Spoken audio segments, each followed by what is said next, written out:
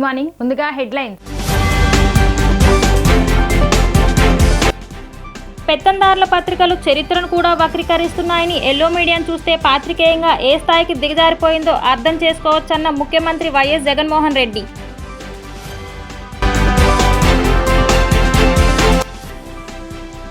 స్వాతంత్రం వచ్చిన 75 ఏళ్ల తర్వాత కూడా వేర్వేరు రూపాల్లో అంటరానితనం ఉందని, దీనిపై ఆలోచన చేయండి అని చెప్పిన CM Jagan. Andhra Pradesh environment management corporation limited కార్యాలయంలో ఎన్విరాన్మెంట్ మేనేజ్మెంట్ యాప్స్ లాంచింగ్ కార్యక్రమం చేసిన మంత్రి పెద్దిరెడ్డి రామచంద్రారెడ్డి. పెత్తందారుల పత్రికలు చరిత్రను కూడా వక్రీకరిస్తున్నాయని ఎల్లో మీడియాను చూస్తే పాత్రికేయంగా ఏ స్థాయికి దిగజారిపోయిందో అర్థం చేసుకోవచ్చని ముఖ్యమంత్రి వైఎస్ జగన్మోహన్ రెడ్డి మండిపడ్డారు. శుక్రవారం ఆయన ఇందిరాగాంధీ మున్సిపల్ స్టేడియంలో సామాజిక సమతా సంకల్ప సభలో మాట్లాడుతూ పేదవాడి పిల్లలు ఎప్పటికీ పనివాళ్లుగా ఉండిపోవాలా అంటూ ప్రశ్నించారు. విజయవాడ సామాజిక చైతన్యాలవాడ. ఈరోజు మన విజయవాడను చూస్తుంటే నిజమైన సామాజిక చైతన్యాలవాడగా కనిపిస్తుందన్నారు సీఎం జగన్.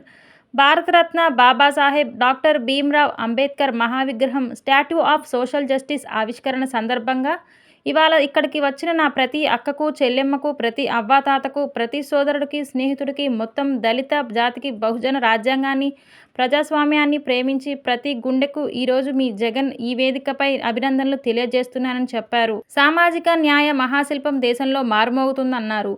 ఈ మహావిగ్రహం స్టాట్యూ ఆఫ్ సోషల్ జస్టిస్ అంటే సామాజిక న్యాయ మహాశిల్పం.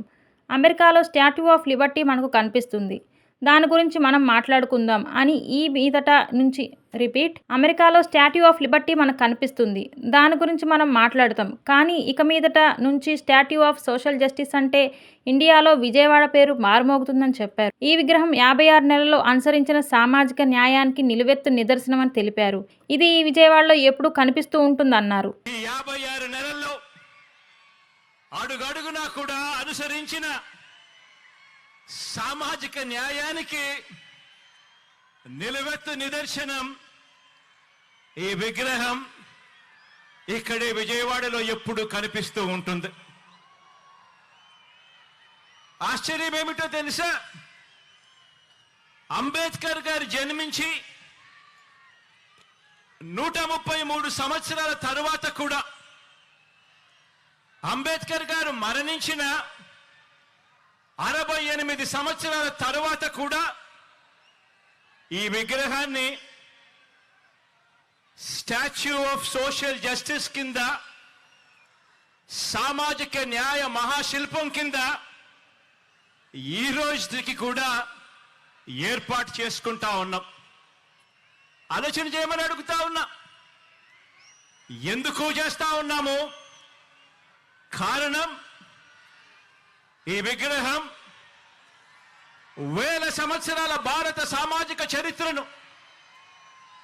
వేల సంవత్సరాల భారత సామాజిక చరిత్రను, ఆర్థిక చరిత్రను, మహిళా చరిత్రను మార్చిన ఓ సంఘ సంస్కర్త, ఓ మరణం లేని మహనీయుడి విగ్రహం ఈ విజయవాడలో ఈరోజు ఆవిష్కారం అవుతా ఉంది.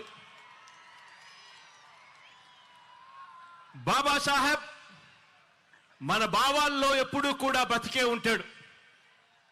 ఎప్పటికీ కూడా మన అడుగుల్లోనూ, మన బ్రతుకుల్లోనూ, మన భావాల్లోనూ ఆయన ఎప్పటికీ కూడా కనిపిస్తూనే ఉంటాడు. స్వాతంత్ర్యం వచ్చిన 75 ఏళ్ల తర్వాత కూడా వేరువేరు రూపాల్లో అంటరానితనం ఉందని, దీనిపై ఆలోచన చేయండి అంటూ సీఎం జగన్ అన్నారు. అంటరానితనం అంటే ఫలానా వ్యక్తులను భౌతికంగా ముట్టుకోవడమే కాదు, పేదలు ఏ బడిలో చదువుకుంటున్నారో ప్రభుత్వ బడిని పాటుపడేలా పెట్టడం కూడా అంటరానితనమే అని చెప్పారు. డబ్బులు ఉన్న పిల్లలకు ఒక మీడియం, పేదలకు మరో మీడియం అంటూ వివక్ష పాటించడమే అంటరానితనం అన్నారు. రూపం మార్చుకున్న అంటరానితనం ఇది అని చెప్పారు. 77 సంవత్సరాల తర్వాత కూడా వేరు వేరు రూపాల్లో ఇవాళటికి ఉన్నాయి. అంటరానితనం రూపం మార్చుకుంది అంతే. ఆలోచన చేయమని అడుగుతా ఉన్నా. అంటరానితనం అంటే కేవలం ఫలానా వ్యక్తుల్ని కేవలం భౌతికంగా ముట్టుకోకూడదు, దూరం పెట్టడం మాత్రమే అంటరానితనం కాదు. అంటరానితనం అంటే పేదలు ఏ బడిలో చదువుకుంటున్నారో ఆ గవర్నమెంట్ బడిని పాడు పెట్టడం కూడా రూపం మార్చుకున్న అంటరానితనమే అని చెప్పి నేను ఈ సందర్భంగా తెలియజేస్తా ఉన్నాను. డబ్బులున్న పిల్లలకు, డబ్బులున్న వారి పిల్లలకు ఒక మీడియం, పేద పిల్లలకు మరో మీడియం అని వివక్ష పాటించి పేద పిల్లలు తెలుగు మీడియంలోనే చదవాలని, వారు ఇంగ్లీష్ మీడియంలో చదవరాదని బరి తెగించి వాదించడం కూడా రూపం మార్చుకున్న అంటరానితనమే.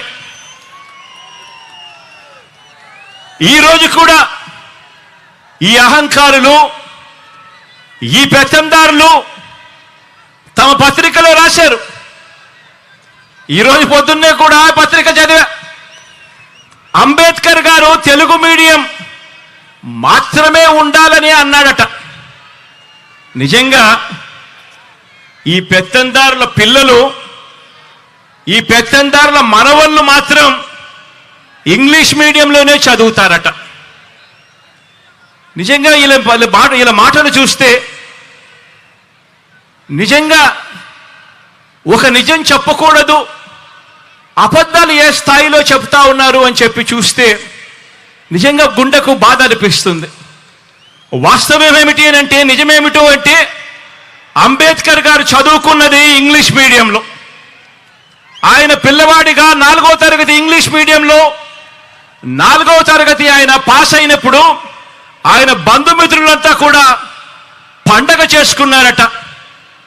కానీ ఈ పెత్తందారుల పత్రిక, ఆ ఈనాడు పత్రిక, కానీ ఆ పత్రిక ముసుగులో తాము పాటించే ఈ అంటరానితనాన్ని, అబద్ధాలతో అందమైన మేకప్ వేయాలనుకున్న ఇలాంటి దుర్మార్గులు, ఇలాంటి నీచులు మన దళితులకు, మన బహుజనులకు వ్యతిరేకులు, చివరికి చరిత్ర కూడా ఇలాంటి వాళ్ళు వక్రీకరిస్తూ రాతలు రాస్తా ఉన్నారు అనంటే, Andhra Pradesh environment management corporation limited కార్యాలయంలో ఎన్విరాన్మెంట్ మేనేజ్మెంట్ యాప్స్ లాంచింగ్ కార్యక్రమం జరిగింది. ఈ కార్యక్రమంలో మంత్రి పెద్దిరెడ్డి రామచంద్రారెడ్డి పాల్గొన్నారు. ఈ సందర్భంగా 4 ఎన్విరాన్మెంట్ మేనేజ్మెంట్ యాప్స్ను ఆవిష్కరించిన మంత్రి పెద్దిరెడ్డి రామచంద్రారెడ్డి. అనంతరం మంత్రి పెద్దిరెడ్డి రామచంద్రారెడ్డి మాట్లాడుతూ 2019లో ఎన్విరాన్మెంట్ మేనేజ్మెంట్ కార్పొరేషన్ను సీఎం జగన్ ఏర్పాటు చేశారన్నారు. ఎన్విరాన్మెంట్ మేనేజ్మెంట్ కార్పొరేషన్ను పూర్తిగా కంప్యూటరైజ్డ్ చేశామని చెప్పారు. కొన్ని యాప్స్ రూపొందించాం. వెహికల్ ట్రాకింగ్ సిస్టమ్ ద్వారా మంచి ఫలితాలుంటాయన్నారు. మెరైన్ డిశ్చార్జ్ సిస్టమ్ను చక్కగా డెవలప్ చేశారని చెప్పారు. ఎయిర్ పొల్యూషన్ కట్టడికి చర్యలు తీసుకుంటామని, మరో 3 నెలల్లో చిమ్నీలను తనిఖీ చేసేందుకు కొత్త విధానాన్ని తెస్తామని చెప్పారు. ఏదైతే పొల్యూషన్ కంట్రోల్ బోర్డు ఇంతకుముందు చేస్తూ ఉందో దాన్నే ఇప్పుడు కంప్యూటరైజ్ చేసి ఆటోమేటిక్గా అన్నీ డెవలప్ చేసి వాటిని ఇండస్ట్రీస్ ఓనర్స్ కానీ, తర్వాత పొల్యూషన్ కంట్రోల్ బోర్డు కానీ, తర్వాత వీరి దగ్గర ఉన్న మేనేజ్మెంటల్ సిస్టంలో ఎట్లయితే చేయాలో అవన్నీ కూడా చేయడానికి ఈరోజు కొన్ని యాప్స్ మనం ఇంట్రడ్యూస్ చేశాం. ప్రధానంగా వెహికల్ ట్రాకింగ్ సిస్టమ్. గతంలో అయితే నేను అంతకుముందు ఫారెస్ట్ మినిస్టర్గా ఉన్నప్పుడు రోజు కంప్లైంట్స్ వచ్చేది. దుల్పల్లి ఫారెస్ట్లో వదిలేస్తారు, తర్వాత ఇక్కడ హుస్సేన్ సాగర్లో వదిలేస్తారు. అవన్నీ లారీలు పట్టుకొని వాళ్ళ మీద కేసులు పెట్టి అన్నీ చేసేదంతా కూడా కొంచెం కష్టంగా ఉండేది. ఇప్పుడు ఈ వెహికల్ ట్రాకింగ్ సిస్టమ్ వచ్చిన తర్వాత తప్పనిసరిగా వెహికల్ ఎక్కడ పోతూ ఉంది, ఎందుకన్నా నిలిపారా, రీజన్ ఏంది, ఇవన్నీ కూడా కొద్దిసేపు నిలిపితే వీళ్ళు ఇప్పుడు జనరేట్ చేసిన దాంట్లో వీళ్ళకు ఇన్ఫర్మేషన్ ఇమీడియట్గా వస్తుంది.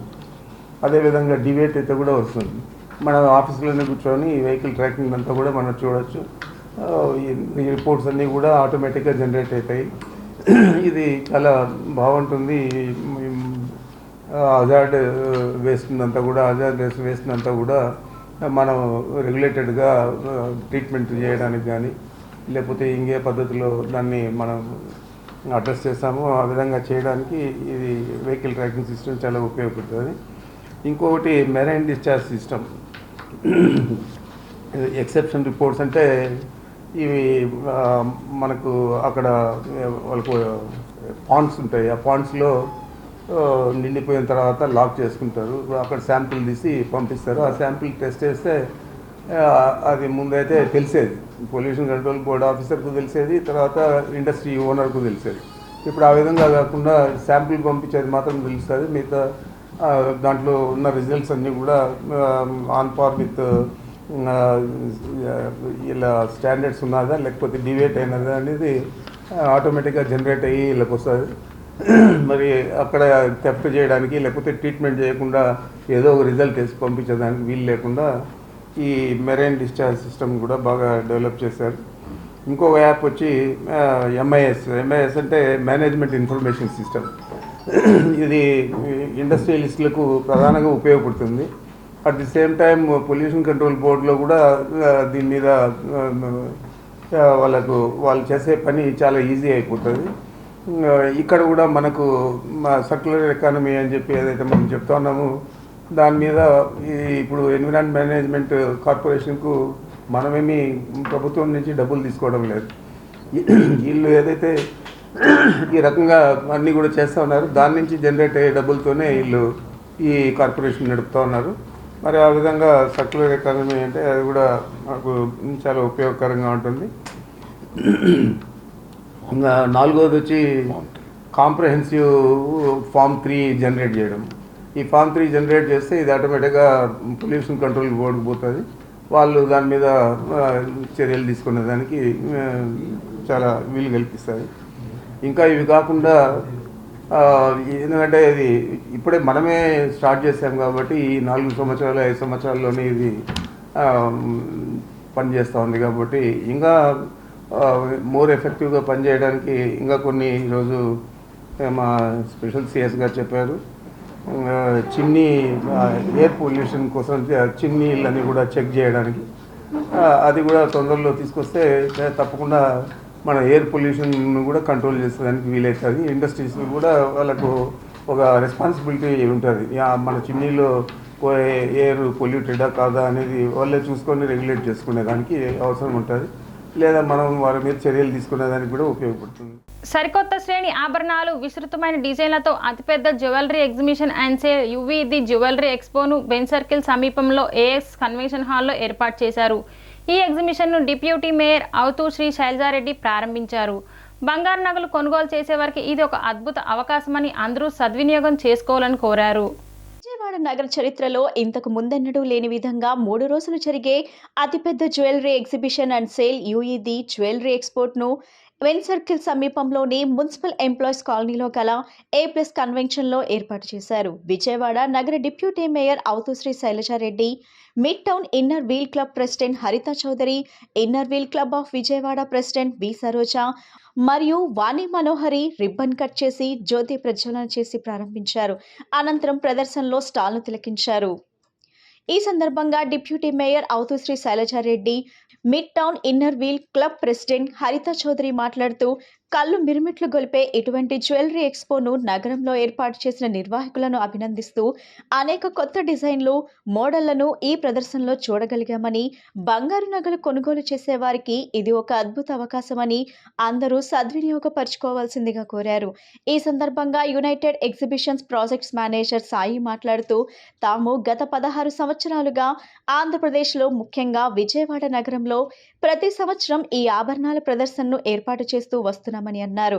ఈ ఎగ్జిబిషన్ 20,000 చదరపు అంచుల విస్తీర్ణంలో 100కు పైగా జ్యువెలరీ బూత్లను ఏర్పాటు చేసినట్లు తెలిపారు. బంగారు గాజులు, ఉంగరాలు, నెక్లెస్లు, ear rings, pendants, bridal collections, men's collections, chains మరియు ఇతర ఆభరణాలను కొనుగోలు చేయుటకు ఈ ప్రదర్శన ఒక అద్భుత అవకాశమని తెలిపారు. నమస్కారం. ఈరోజు విజయవాడ మహానగరంలో మహిళలకి ముఖ్యంగా ప్రతిరోజు కూడా మహిళ బంగారాన్ని లక్ష్మీదేవి స్వరూపంతో కొలుస్తారు. కాబట్టి మన విజయవాడ నగరంలో మరి ఎగ్జిబిషన్ అనేటువంటిది పెట్టడం జరుగుతూ ఉంది. మరి ఏదైతే విజయవాడ మహానగరంలో లార్జెస్ట్ ఎక్స్క్లూజివ్గా ఏదైతే బంగారం నగలు ఉంటాయో మరి దాన్ని చెన్నై, న్యూఢిల్లీ, కలకత్తా అనేక రకాలుగా ఇంకా వేరే ఇక్కడి నుంచి కూడా తీసుకురావడం అనేది చాలా సంతోషం. ఎందుకంటే మహిళా మనులు కూడా కొత్త రకాన్ని ఎంచుకుంటా ఉన్నారు. కొత్త రకం అంటే న్యూ డిజైన్స్ ఎక్కడ ఉన్నాయనేటువంటి వెతుకులాట్లో మహిళ చాలా బిజీగా ఉందనే చెప్పాలి ఈ లైఫ్లో. ఎందుకంటే ఎప్పుడు కాదు, రొటీన్ కాదు, కొత్తదనాన్ని ఎంచుకునేటువంటి నగలన్నీ కూడా మన విజయవాడ నగరంలో మరి A+ కన్వెన్షన్లో మరి ఈరోజు కండక్ట్ చేయడం అనేటువంటి చాలా సంతోషం. విజయవాడ మహిళలందరూ కూడా మరి అవకాశాన్ని ఉపయోగించుకోవాలని కూడా తెలియజేస్తూ ఉన్నాం. మరి ఈ సంస్థ వారు చెప్తా ఉన్నారు 75th ఎడిషన్ అని, అంటే 75 సంవత్సరాలు. అలాగే విజయవాడ నగరంలో మరి ఇది పెట్టడం అనేది కూడా 15 సంవత్సరాలుగా జరుగుతుందని కూడా చెప్తా ఉన్నారు. మరి దాన్ని మన నగర ప్రజలందరూ కూడా వినియోగించుకోవాలి. చాలా చాలా మంచి డిజైన్స్ ఉన్నాయి. అలాగే డైమండ్స్కి వచ్చేసి మరి అనేక రకాలైనటువంటి డైమండ్స్. ఎందుకంటే గతంలో మనం చూసాం డైమండ్ అంటే ఏదో డైమండ్ అనుకునేవాళ్ళం. ఇప్పుడు అలా కాకుండా డైమండ్స్లోనే అనేక రకాలుగా వచ్చేసినవి. మరి దాన్ని కూడా ఇక్కడ ఎక్స్క్లూజివ్గా చూపించారు మరి మా అందరికీ కూడా. మరి దాన్ని కూడా మీ అందరూ సద్వినియోగం చేసుకోవాలి. అలాగే ఏదైతే మన ఈ సంస్థలో ఉన్నటువంటి మొత్తం టీం మొత్తానికి కూడా కంగ్రాట్స్ అండి. ఎందుకంటే మహిళా మనలో ఎంచుకునేటువంటి నూతనమైనటువంటి డిజైన్లు మీరు మా విజయవాడ నగరానికి తీసుకురావటం, మరి దాన్ని మా విజయవాడ నగర మహిళలందరూ కూడా ఉపయోగించుకుంటారని కూడా తెలియజేసుకుంటూ, ఎందుకంటే ఇవాళ 19th, 20, 21 ఈ 3 days కూడా మనకి అవైలబుల్గా మన విజయవాడ నగరంలో అందుబాటులో ఉంటుంది. కాబట్టి విజయవాడ నగర మహిళలందరూ కూడా ఈ అవకాశాన్ని వినియోగించుకొని చక్కగా మంచి డిజైన్ ఎంచుకొని పర్చేజ్ చేసుకోవాలని కూడా ఈ సందర్భంగా తెలియజేసుకుంటూ, ఈ టీం మొత్తానికి కూడా అభినందనలు. విజయవాడ నగరంలో ఎప్పుడు కూడా మా తోడ్పాటు మీ అందరికీ కూడా ఎప్పుడు ఉంటుందని కూడా తెలియజేసుకుంటా ఉన్నాం. అలాగే నాతో పాటుగా ఇవాళ మహిళలందరూ కూడా వచ్చారు. మరి మహిళలు మహారాణులు ఎప్పుడో ఎక్కడ ఉన్నా కూడా మరి మహిళలందరూ కూడా చక్కగా అందంగా, ఆనందంగా, సంతోషంగా ఉండాలని కూడా తెలియజేసుకుంటాం. గుడ్ ఆఫ్టర్నూన్ అండి. I'm Haritha Chowdary, inner wheel Vijayawada mid town president. So 75th edition United Exhibitions. So congratulations to all the stall owners. మనకి ఆడవాళ్ళకి బంగారం అలంకారం అని అంటారు. సో ఇప్పుడు పెళ్ళిళ్ళ సీజన్ నడుస్తుంది. సో A+ కన్వెన్షన్లో అరేంజ్ చేశారు. సో ఈ ప్లాట్ఫామ్లో మనము మామూలుగా అయితే జ్యువెలరీ షాప్స్కి door to door step on అవ్వాలి. సో ఒక ఫ్రేమ్లోనే మనకి డిఫరెంట్ స్టేట్స్ నుంచి షాప్స్ పెట్టడం జరిగింది. సో అందరికీ బెనిఫిట్. సో అందరూ వచ్చి షాపింగ్ చేయాలని కోరుకుంటున్నాను. Congratulations sir, and I wish you all good luck. Vijayawada వాస్తవ్యులకి శుభవార్త. యునైటెడ్ ఎగ్జిబిషన్స్ వారిచే నిర్వహించబడే 75వ edition UE the jewellery expo ఈసారి మళ్ళీ 19, 20, 21 జనవరిలో తారీఖుల్లో A+ కన్వెన్షన్ సెంటర్లో మళ్ళీ మీ ముందుకు వచ్చింది. దేశం నలుమూల నుంచి విచ్చేసిన బంగారు, వజ్ర, నగల వ్యాపారులందరూ కూడా వారి యొక్క ప్రత్యేకమైన కలెక్షన్స్తో రానున్న పండుగలు, పెళ్ళిళ్ళ సీజన్కి వస్తామని మీకోసం స్పెషల్గా ఇక్కడికి వచ్చి డిస్ప్లే చేశారు. జనరల్గా మీరు ఏదైనా జ్యువెలరీ షాప్కి వెళ్తే అక్కడ ఉన్న కలెక్షన్స్ మాత్రమే చూడాల్సి వస్తుంది. కానీ ఆ అవసరమే లేకుండా ఇప్పుడు దేశం నలుమూల నుంచి ఉన్న కలెక్షన్స్ మీ అందరికీ ఒకే చోట చూపించడం కోసం అని చెప్పి మా UE the jewellery expo Delhi, Kolkata, Jaipur, Bengaluru, Chennai, Coimbatore, Hyderabad మరియు వివిధ నగరాల నుంచి వచ్చేసిన ప్రముఖ వ్యాపారులందరినీ, ప్రముఖ బ్రాండ్స్ అందరినీ కూడా ఒక చోట చేర్చి మీకోసం ఈ ఎగ్జిబిషన్ నిర్వహించడం జరుగుతుంది. తప్పక మా ఎగ్జిబిషన్ విజిట్ చేసి మీరు మెప్పొందిన నగలన్నింటినీ చూసి ఆహ్లాదించి కొనుగోలు చేస్తారని చెప్పి ఆశిస్తున్నాము. ఈ తరుణాన్ని మళ్ళీ మిస్ చేసుకోకండి, లేకపోతే మళ్ళీ ఒక 365 రోజులు మళ్ళీ మీరు వెయిట్ చేయాల్సి వస్తుంది. తప్పకుండా 19, 20, 21 తారీఖుల్లో UE the jewellery expo A+ convention సెంటర్లో విజిట్ చేయాల్సిందిగా కోరుతున్నాం. చంద్రబాబు సభపై ఎమ్మెల్యే కొడాలి నాని స్పందించారు. గుడివాడలో తెలుగుదేశం ఆధ్వర్యంలో నిర్వహించిన చంద్రబాబు రా కదిలిరా సభపై ఎమ్మెల్యే కొడాలి నాని మాట్లాడారు. తనకు బూతుల కోటాలో మంత్రి పదవి వచ్చిందన్న చంద్రబాబుకు వెన్నుపోటు ఖాతాలో పదవులు వచ్చాయా అంటూ ప్రశ్నించారు. కుప్పంలో ఓడిపోతానని చంద్రబాబుకు అర్థమైందని చెప్పారు. అందుకే పవన్ కళ్యాణ్ కాళ్ళు గడ్డం పట్టుకొని ఎన్నికల్లో గట్టు ఎక్కాలని చూస్తున్నారని విమర్శించారు. ఈడు ఒక వేదవ కుప్పంలో ఓడిపోతాడు. పవన్ కళ్యాణ్ కాళ్ళు బూట్లు నాకు ఏదో రకంగా బయటపడాలని ప్రయత్నిస్తున్నాడు. 74 సంవత్సరాల వయసు, 45 సంవత్సరాల ఇండస్ట్రీ. దమ్ముగా ఒకడు వచ్చి జగన్మోహన్ రెడ్డి గారు అవినీతి చేశాడు, జగన్మోహన్ రెడ్డి గారు అది చేశాడు ఇది చేశాడు అని చెబుతున్నాడు.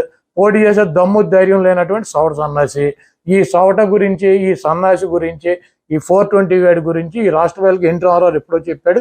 నేనైతే రోజు చెబుతా, ఇది పిచ్చగాథలు వేయొద్దు. ఇవన్నీ నా చిన్నప్పటి నుంచి చాలా మంది ఇట్లాంటి 420 నా కొడుకులు నేను చూశాను. ఆడికి ఏం కోటాలు వచ్చింది చంద్రబాబు గారికి? కాదు, ఆడికి ఏం కోటాలు వచ్చింది? ఆడికి నీతుల కోటాలు వచ్చిందా? కోటాలు వచ్చిందా? కాదు, చంద్రబాబు నాయుడికి దే కోటాలు వచ్చింది? వెన్నుపోటు కోటాలు వచ్చిందా? నిష్ట దరిద్రుడు. ఆడి గురించి ఎంత తక్కువ మాట్లాడుకుంటే అంతమంది చీకటి పడినాక. కోడికత్తి శ్రీను కేసును వేగవంతం చేయాలని శ్రీను తల్లి చేస్తున్న దీక్షకు మద్దతుగా టీడీపీ నేత ఎంఎస్ బేగ్ ఆధ్వర్యంలో 49వ డివిజన్ చిట్నగర్లోని అంబేద్కర్ విగ్రహం వద్ద నిరసన కార్యక్రమం చేపట్టారు. ఈ కార్యక్రమంలో పాల్గొన్న ఎంఎస్ బేగ్ ప్రభుత్వ తీరుపై ఆగ్రహం వ్యక్తం చేశారు. అతనికి న్యాయం జరిగే వరకు కుటుంబ సభ్యులు చేస్తున్న పోరాటానికి తాము అండగా నిలుస్తామని చెప్పారు. ఈ కార్యక్రమంలో నాయకులు, కార్యకర్తలు భారీగా పాల్గొన్నారు.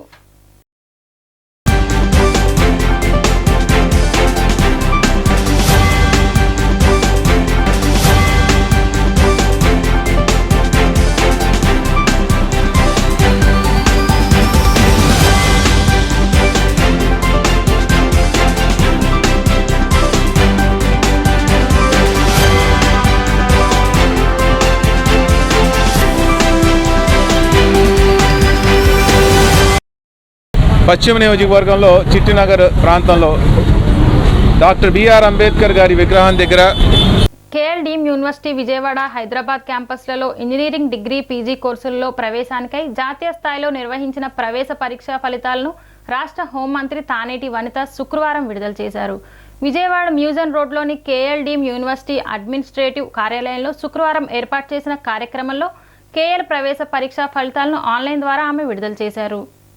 హోం మంత్రి మీడియాతో మాట్లాడుతూ ఇంజనీర్లు దేశ అభివృద్ధికి, సమాజ పురోగతికి ఎంతో అవసరమని అన్నారు. ప్రవేశ పరీక్షల్లో మంచి ఫలితాలు సాధించిన విద్యార్థులకు శుభాకాంక్షలు తెలియజేశారు. విద్యార్థుల్లో ఉన్న ప్రతిభను గుర్తించేందుకు కేఎల్ డీమ్డ్ యూనివర్సిటీ జాతీయ స్థాయిలో ప్రవేశ పరీక్షలు నిర్వహించడం హర్షణీయమని అన్నారు. ఉన్నత విద్య చదువుకోవాలనుకునే మెరిట్ విద్యార్థులను మరింతగా ప్రోత్సహించాలని మంత్రి కోరారు. University vice chancellor doctor G Parthasarathi Varma మాట్లాడుతూ మెరిట్ విద్యార్థులను ప్రోత్సహించి ఇంజనీరింగ్ విద్యలో ప్రవేశం కల్పించేందుకు కేఎల్ యూనివర్సిటీ జాతీయ స్థాయిలో 3 దశలుగా పరీక్షలు నిర్వహిస్తుందన్నారు. మొదటి దశలో నిర్వహించిన పరీక్షా ఫలితాలను ఈ రోజు విడుదల చేయడం జరిగిందన్నారు. అలాగే రెండవ దశ పరీక్షలను ఫిబ్రవరి 2 నుండి 5 వరకు నిర్వహించనున్నట్లు పేర్కొన్నారు. ఆసక్తి కలిగిన విద్యార్థులు ఈ అవకాశాన్ని సద్వినియోగం చేసుకోవాలని కోరారు. విద్యార్థులు తాము నిర్వహిస్తున్న ప్రవేశ పరీక్షల్లో పాల్గొని ఉత్తమమైన ర్యాంకులు పొందడం ద్వారా కేఎల్ యూనివర్సిటీలో స్కాలర్షిప్ ద్వారా చదివే అవకాశం పొందవచ్చునని ఆయన తెలిపారు. జాతీయ స్థాయిలో ఏటా నిర్వహిస్తున్న పరీక్షల్లో 1,00,000 మందికి పైగా హాజరవుతున్నారని తెలియజేశారు. ఈ కార్యక్రమంలో university pro vice chancellors doctor AVS Prasad, doctor N Venkatram, admissions director doctor J Srinivasa Rao, university ECE విభాగం అధిపతి డాక్టర్ సుమన్ పాల్గొన్నారు. యూనివర్సిటీలో ప్రవేశం కోసం ఫిబ్రవరి 2వ తేదీ నుంచి 6వ తేదీ వరకు నిర్వహించనున్న పరీక్షల షెడ్యూల్ని కూడా మంత్రి ఈ సందర్భంగా ఆవిష్కరించారు.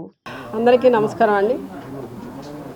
కేఎల్ యూనివర్సిటీ డీమ్డ్ యూనివర్సిటీ అంటేనే మీ అందరికీ తెలుసు, మరి భారతదేశంలో మన ఆంధ్ర రాష్ట్రంలో ఒక మంచి పేరు, పిల్లలందరికీ కూడా మంచి ఎడ్యుకేషన్ అందించే ఒక యూనివర్సిటీగా పేరుగాంచింది.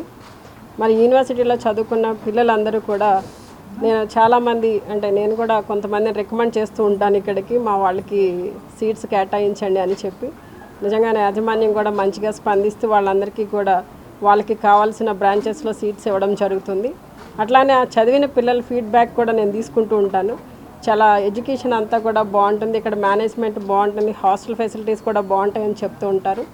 మరి ఇంత చక్కటి యూనివర్సిటీలో ఈ రోజున పిల్లలందరూ కూడా మరి ఎంట్రన్స్ ఎగ్జామ్స్ రాయడం, వాళ్ళు క్వాలిఫై అయిన తర్వాత వాళ్ళకి స్కాలర్షిప్ ఫెసిలిటీస్ కూడా ఇవ్వడం అనేది మరి ఏ యూనివర్సిటీలో కూడా నేను ఇది వినలేదు. ఈ కేఎల్ యూనివర్సిటీలో చక్కగా మరి ఫెసిలిటీస్ ఇస్తూ పిల్లల్ని చదువుకునే విధానంలో ఎంకరేజ్ చేయడం అంటే నిజంగా ఈ రోజున చదువు యొక్క విలువ తెలిసిన ప్రతి ఒక్కరూ కూడా పిల్లల్ని ఎంకరేజ్ చేసే విధానంలో ఈ స్కాలర్షిప్స్ ఇవ్వడం అనేది చాలా శుభ పరిణామం. మరి ఈ యూనివర్సిటీ ఇంకా ఎంతోమంది విద్యార్థులకి చక్కటి విద్యను అందించి ఇంకా డెవలప్ అవ్వాలని మనస్ఫూర్తిగా కోరుకుంటూ మరి ఈ రోజున ఈ రిజల్ట్ రివీల్ చేయడానికి నన్ను పిలిచినందుకు యాజమాన్యానికి ధన్యవాదాలు తెలియజేస్తూ సెలవు తీసుకుంటాను. కేఎల్ యూనివర్సిటీ ఎంట్రన్స్ ఎగ్జామినేషన్ అయిన కేఎల్ ట్రిప్లీ ఫార్మాట్ని, అలాగే KL MAT, KL SAT, KL HAT అనేది డిఫరెంట్ ఎంట్రన్స్ ఎగ్జామినేషన్స్, అలాగే మేనేజ్మెంట్ అవనండి, హ్యుమానిటీస్ అవనండి, ఇంజనీరింగ్ అవనండి, అలాగే సైన్సెస్ అవనండి, వీటిలన్నిటికీ కూడా India wide entrance examination conduct చేయడం జరిగింది. ఆ ఎంట్రన్స్ ఎగ్జామినేషన్లో almost 1 lakh people examination attempt చేసి ఈ ఎంట్రన్స్ ఎగ్జామినేషన్ రాయడం జరిగింది. సో ఆ ఎగ్జామినేషన్ రిజల్ట్స్ ఇవాళ మన మినిస్టర్ గారి ద్వారా రిలీజ్ చేయడం జరిగింది. సో వీటిలందరికీ కూడా మార్క్స్తో పాటు ర్యాంక్స్ కూడా వస్తాయి. సో వీటిలో పెర్ఫామ్ చేసిన వాళ్ళందరూ కూడా మళ్ళీ సెకండ్ ఛాన్స్గా వాళ్ళకి బెటర్మెంట్గా కూడా కండక్ట్ చేయడం జరుగుతుంది. కేఎల్ ఫేజ్ 2 అనేది జరుగుతుంది. సో ఇక్కడ వచ్చిన మార్క్స్ని బేస్ చేసి అలాగే వాళ్ళు ఇంప్రూవ్ చేసుకోవాలనుకుంటే కేఎల్ ట్రిప్లీ సెకండ్ ఫేజ్ అనేది ఎగ్జామినేషన్ కూడా అటెండ్ అవ్వచ్చు. సో ఇవాళ ఈ స్టూడెంట్స్ అందరూ కూడా మా మీద నమ్మకం ఉంచి ఇండియా వైడ్ 1 lakh పీపుల్ రాయడం, అంతేకాకుండా KL university almost 44 years of జర్నీలో ఆల్మోస్ట్ 60,000 పీపుల్ని ఇవాళ బెస్ట్ కెరియర్లో ప్లేస్ చేయడం జరిగింది. అంతేకాకుండా కేఎల్ యూనివర్సిటీ స్టూడెంట్ కెరియర్ని కమిట్ అయ్యి ఇవాళ ప్లేస్మెంట్ అవనండి, హైయర్ ఎడ్యుకేషన్ అవనండి, వాళ్ళ యొక్క కెరియర్ని కాన్సన్ట్రేట్ చేయడం వలన ఈ రెస్పాన్సు, ఈ బ్రాండ్ నేము మా కేఎల్ యూనివర్సిటీకి ఇవ్వడం జరిగింది. దీన్ని సహకరించిన ప్రతి ఒక్క స్టాఫ్ మెంబరు, అలాగే స్టూడెంట్స్, పేరెంట్స్ అందరికీ కూడా ధన్యవాదాలు తెలియజేసుకుంటూ వీటికి ఈ ఎగ్జామినేషన్ అన్ని కండక్ట్ చేసిన అందరికీ కూడా ధన్యవాదాలు తెలియజేసుకుంటూ ఈ సక్సెస్ఫుల్ యాక్టివిటీని యూటిలైజ్ చేసుకుంటూ సెకండ్ ఫేజ్ని కూడా సక్సెస్ చేయాల్సిందిగా కోరుతూ ఈ రిజల్ట్స్ అనౌన్స్ చేయడం జరిగింది. మనం ఎవరిమైనా అమెరికా వెళ్ళినప్పుడో, ప్రత్యేకంగా న్యూయార్క్ నగరానికి వెళ్ళినప్పుడో స్టాట్యూ ఆఫ్ లిబర్టీ చూడాలని అనుకుంటాం. మనం ఆ నగరానికి వెళ్ళామన్న సంగతి తెలిసిన స్నేహితులు కూడా లిబర్టీ విగ్రహాన్ని చూసి వచ్చావా అని ప్రశ్నిస్తారు. ఇప్పుడు అమెరికానే వెళ్ళనవసరం లేదు. ఆ స్థాయి విగ్రహాన్ని చూడాలంటే విజయవాడ నగరాన్ని సందర్శిస్తే చాలు. ఇప్పుడు స్టాట్యూ ఆఫ్ సోషల్ జస్టిస్ విగ్రహం అంతకన్నా గొప్పగా కనిపిస్తుంది. నది ఆవల నుంచి సుమారు 10-15 కిలోమీటర్ల దూరం నుంచి కూడా అంబేద్కర్ విగ్రహం దర్శనమిస్తుంది. దేశ రాజ్యాంగ నిర్మాతగా వాసికెక్కిన డాక్టర్ బిఆర్ అంబేద్కర్ భారీ విగ్రహం అది.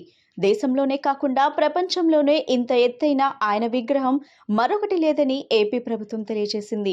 విజయవాడ నగరానికి ఒక శాశ్వత చిరునామాగా, ఒక ప్రఖ్యాత టూరిస్ట్ కేంద్రంగా రూపుదిద్దుకునే అంబేద్కర్ విగ్రహ ప్రాంగణం ఉన్న స్వరాజ్ మైదానం ఇప్పుడు స్వేచ్ఛకు, సమానత్వానికి, సామాజిక న్యాయానికి ప్రతీకగా నిలవబోతుంది. ఇది వినడానికి ఎంత అద్భుతంగా అనిపిస్తుంది. 3 ఏళ్ల క్రితం వరకు విజయవాడలో ఇంత పెద్ద టూరిస్ట్ స్పాట్ వస్తుందని ఎవరూ ఊహించలేదు. కానీ ఒక నేత సమర్థతకు నిదర్శనగా ఇది రూపొందింది. ఆయన ఎవరో కాదు, ఏపీ ముఖ్యమంత్రి వైఎస్ జగన్మోహన్ రెడ్డి అని వేరే చెప్పనవసరం లేదు. కేవలం ఒక విగ్రహం మాత్రమే కాకుండా 3 అంతస్తుల్లో అంబేద్కర్కు చెందిన వివిధ చిత్రపటాలు, డాక్యుమెంటరీలు, ఆయన గురించి తెలియజేసే సినిమాను వేయటానికి వీలుగా ఒక హాలు, ఎన్నో విశేషాలు అందులో కనిపిస్తాయి. 206 అడుగుల ఎత్తున తయారైన ఈ విగ్రహ ప్రాంగణమంతా రంగురంగుల కాంతుల మధ్య అత్యంత ఆకర్షణీయంగా తయారైంది. అక్కడే పలు ఇతర సదుపాయాలు కూడా ఉంటాయి. నగర ప్రజలకే కాకుండా విజయవాడ సందర్శించే టూరిస్టులకు కూడా అదొక విజ్ఞాన, వినోద కేంద్రంగా బాసిల్లుతుంది. దేశ ప్రజలను, స్వేచ్ఛను, ప్రత్యేకించి బలహీన వర్గాలకు ఎంతో స్ఫూర్తిని ఇచ్చే ఈ విగ్రహ ప్రతిష్ట వైఎస్ జగన్మోహన్ రెడ్డి జీవితంలో ఒక మైలురాయిగా నిలుస్తుంది.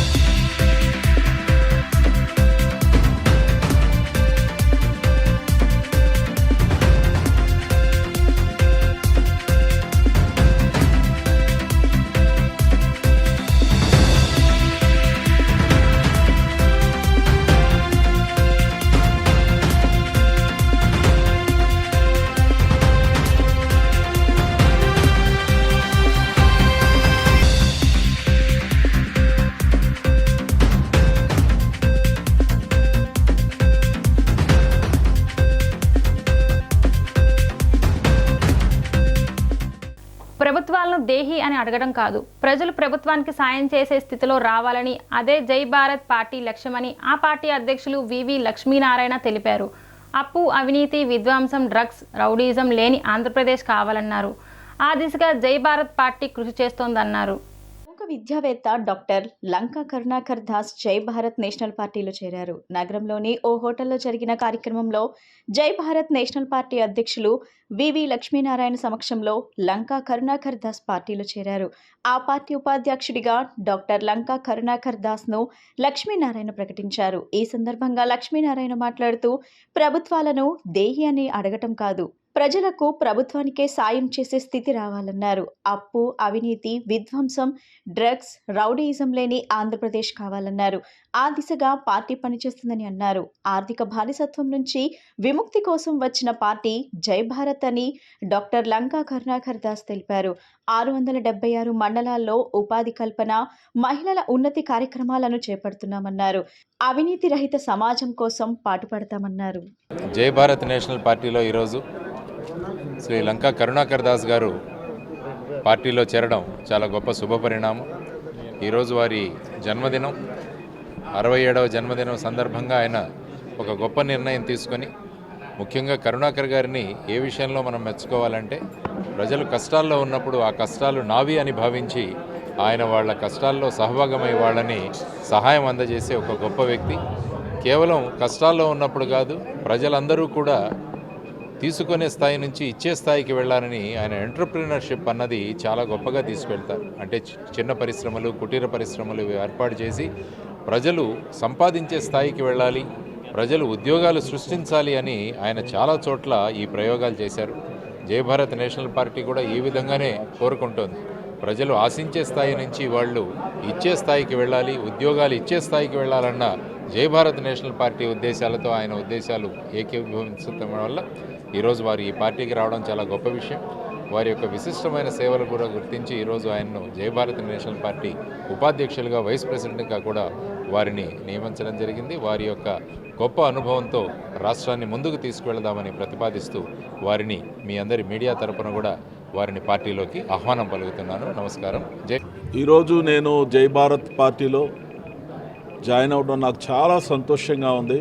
ఎందుకనంటే నేను గత కొంతకాలంగా ప్రజల మధ్యలో ఉండి ఏ పనులైతే చేస్తున్నానో, ఎవరి కాళ్ళ మీద వాళ్ళు నిలబడాలని చెప్పి ఆశించి అనేకమైన ప్రాజెక్టుల ద్వారా వారిని అందరినీ కూడా ముందుకు తీసుకొస్తున్నానో, అదే ఆశయంతో జేడి లక్ష్మీనారాయణ గారు మరి జై భారత్ నేషనల్ పార్టీని పెట్టి ఉండగా నేను ఒక నిర్ణయం తీసుకున్నాను.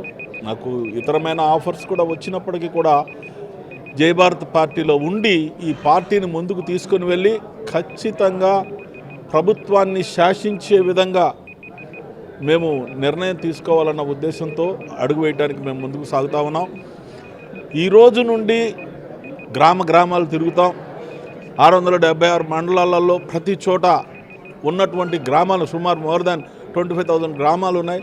ఆ గ్రామాలన్నింటిలో కూడా మేము తిరిగి ప్రతి చోట కూడా కొంతమందిని వాలంటీర్స్గా ఏర్పాటు చేసుకొని వాళ్ళకి పదవుల్లో ఏర్పాటు చేసి మా జై భారత్ పార్టీ తరఫున మేము ప్రతి ఒక్కరిని కూడా ఉత్తేజపరిచి వాళ్ళలో ఉన్నటువంటి ఆలోచనలకు, అనుమానాలకు ప్రతి ఒక్కదానికి కూడా మేము కరెక్ట్గా సమాధానం చెప్పి మేమేంటి, జై భారత్ పార్టీ సమాజం కొరకు ఏం చేయగలదు, ప్రతి ఒక్కరి కొరకు ఏ విధమైనటువంటి కృషి చేసి ముందుకు వస్తామో అనే దాని గురించి మేము ఒక నిర్ణయం తీసుకున్నాం. ఆ నిర్ణయం ప్రకారం ప్రజలందరినీ కూడా ఒక దారిలోకి తీసుకొని వచ్చి ఒక తాటి మీద నడిపించి కులరహిత, అదేవిధంగా అవినీతి లేనటువంటి సమాజాన్ని మేము స్థాపించడానికి ఈ జై భారత్ పార్టీ ద్వారా ముందుకు సాగాలని చెప్పి నేను అనుకొని ఈ రోజున జేడి లక్ష్మీనారాయణ గారు అధ్యక్షుల వారి ఆధ్వర్యంలో నేను ఇక్కడ జాయిన్ అవ్వడం జరిగింది. కనుక మీరందరూ కూడా సహకరించాలని, ప్రాముఖ్యమైనటువంటిది ఎలక్ట్రానిక్ మీడియాలో మీరు మా ఉద్దేశాల్ని, మా ఆలోచనలన్నింటినీ కూడా బయలుపరిచి వారికి అందరికీ, ప్రజలందరికీ దగ్గరికి వెళ్ళేలాగా మమ్మల్ని చేయాలని, ప్రజలు కూడా ఆలోచన చేసే విధంగా మీరు మాకు సహాయం చేయాలని మిమ్మల్ని అందరినీ కోరుకుంటూ జై భారత్, జై భారత్. బులెటిన్ ముగించే ముందు ముఖ్యాంశాలు మరొకసారి. పెత్తందారుల పత్రికలు చరిత్రను కూడా వక్రీకరిస్తున్నాయని ఎల్లో మీడియాను చూస్తే పాత్రికేయంగా ఏ స్థాయికి దిగజారిపోయిందో అర్థం చేసుకోవచ్చన్న ముఖ్యమంత్రి YS Jaganmohan Reddy.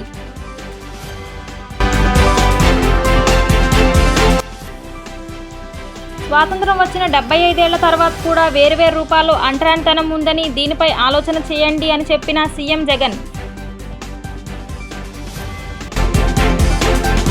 Andhra Pradesh environment management corporation limited కార్యాలయంలో ఎన్విరాన్మెంట్ మేనేజ్మెంట్ యాప్స్ లాంచింగ్ కార్యక్రమం చేసిన మంత్రి పెద్దిరెడ్డి రామచంద్రారెడ్డి. డి న్యూస్కి సమాప్తం.